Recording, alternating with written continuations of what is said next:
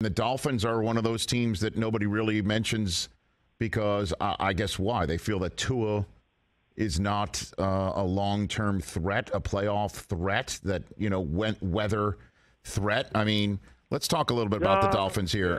Yeah. And if we wouldn't mind, Mr. Hoskins, put their schedule up, because we've been talking about this for a while on this program, because I called Tua elite a month ago. The way that he's playing, he is an elite quarterback in the NFL this year, like truly up there with the Mahomeses and Allens and anyone else that you consider elite. But we were always saying the last 6 games of the year is when the rubber will meet the road. 3 games in a row now, at San Francisco, at the Chargers, at Buffalo, home for Green Bay on Christmas, then at the Patriots, home for the Jets.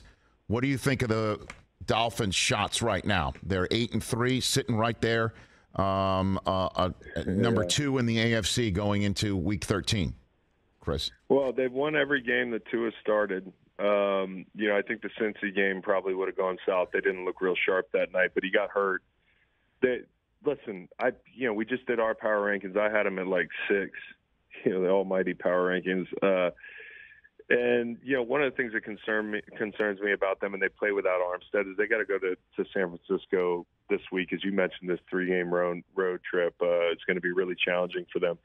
And, they're going to be down Armstead. They're going to have to deal with that defense. This is going to be – I'm really excited to see – it's been a while. Like, they stood tall when they played the Bills. Now, Bills were banged up. They beat the Bills. They came back against the Ravens. So they've beaten good teams so far this year. It's just been a while, and I can't wait to see a matchup where Tua, who's played excellent, has an opportunity to prove, who he is against like a group full of Fred Warners and Nick Bosa's.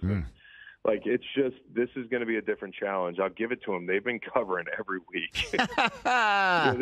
These enormous lines, and they've covered every week, and they're so fun to watch. That offense is so fun to watch. But this stretch is going to define them. Make no mistake about it. If they can come out of this stretch unscathed, then as a team, I can talk about them like I talk about the Chiefs, or like I talk about the Eagles, or like I talk about the Bills. And I know the Bills have not played as well as the Dolphins.